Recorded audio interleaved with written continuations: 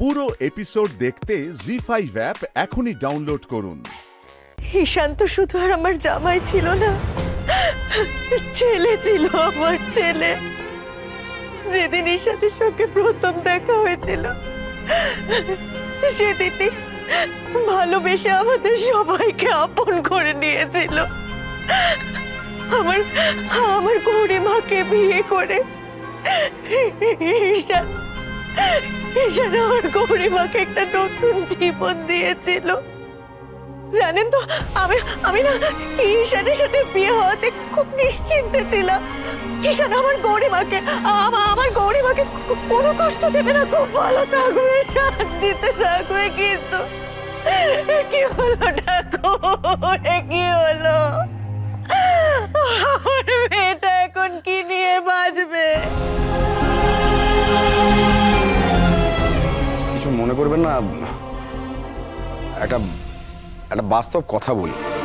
দেখুন, আমার মেয়ে তো জামাই বাবার উপর ভরসা করেই এ বাড়িতে এসেছিল। সে চলে যাওয়ার পর আমার মেয়ের এই বাড়িতে অধিকার কতটুকু রইল সেটা তো স্পষ্ট হওয়া দরকার না?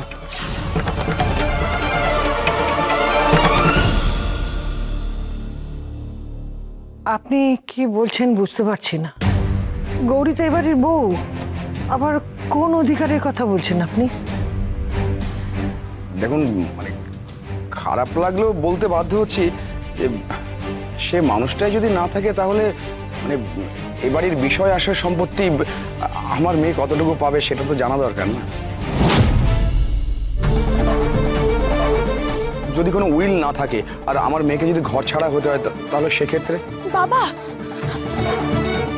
এসব কি বলছো তুমি? কেন বলছো এখন? গৌরী, বাবা হিসেবে উনি মেয়ের ভবিষ্যৎ সম্পর্কে চিন্তা করছেন। এটা তো স্বাভাবিক, এতে তো দোষের কিছু নেই। শুনুন, গৌরী আমাদের ঈশানের স্ত্রী। ঈশানের যা কিছু ছিল সেটা গৌরী পাবে। গৌরী এই ঘোষাল পরিবারের বড় বউ। এ বাড়িতে গৌরীর যে অধিকার তা থেকে ওকে কেউ বঞ্চিত করতে পারবে না।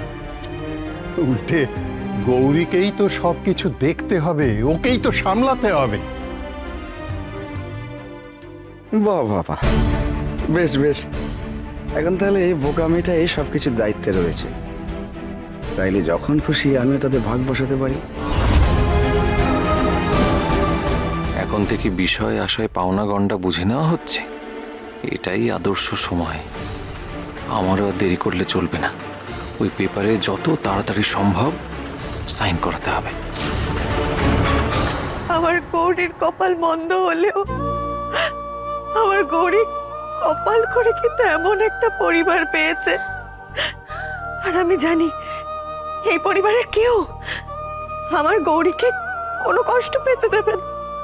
আর আমার গৌরীর যা প্রাপ্য অধিকার তার থেকেও এনারা কেউ গৌরীকে বঞ্চিত করবেন না। বেশ, তাহলে আজ আমরা আসি। এসো সুজাতা।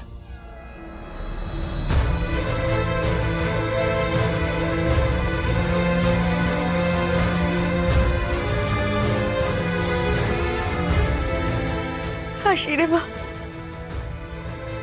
ভালো থাকিস মা, চল।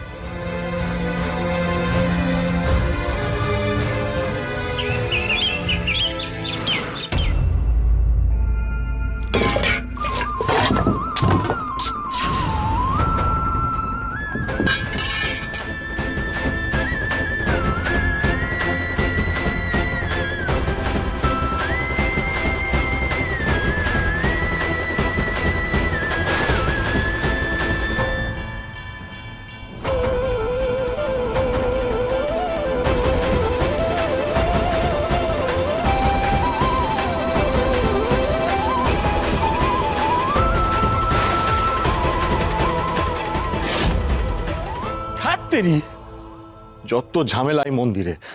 শুধু শৈল থাকতে বলেছিল তাই, না হলে তো শৈল শৈল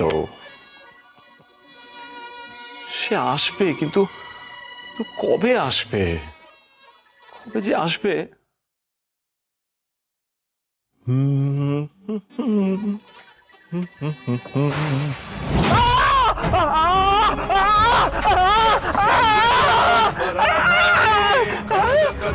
करे धरे कपालेन्दि भरे वामे कालिकाभ्यै नमस्तुते नीलोत्पल जटाधारे কি কাণ্ড, এত চিৎকার করছেন কেন ঠাকুর মশাই? কি হয়েছে?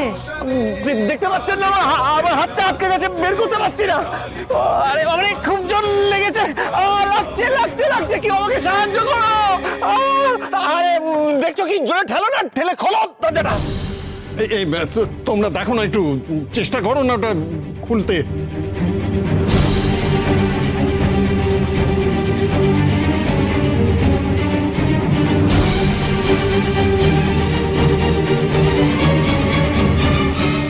কি হয়েছে কি এখানে? আরে গৌরী, দেখো না কি কাণ্ড, পুরুত মশাইয়ের হাত আটকে গেছে দরজায়, আর কেউ খুলতেও পারছে না।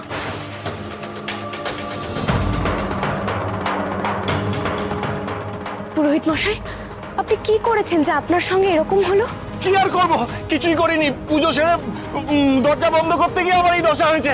ওরে ওরে, মরে গেলাম, আমার হাতটা গেল। উনি যে কেন শাস্তি দিচ্ছেন, কারণে না অকারণে, তা একমাত্র উনিই জানেন। ওনাকে এখনো অব্দি চিনতে পারলাম না। আমার সঙ্গেও তো এরকম করেছে, শুধু শুধু আমাকে কষ্ট দিয়েছেন। যা ইচ্ছে হচ্ছে তাই করছেন। ও গৌরী, গৌরী, তুমি প্লিজ কিছু একটা করো না। তুমি চেষ্টা করলে যদি দরজাটা খোলে। হ্যাঁ গৌরী, আর তো কেউ পারছে না, তুমি একবার চেষ্টা করে দেখো।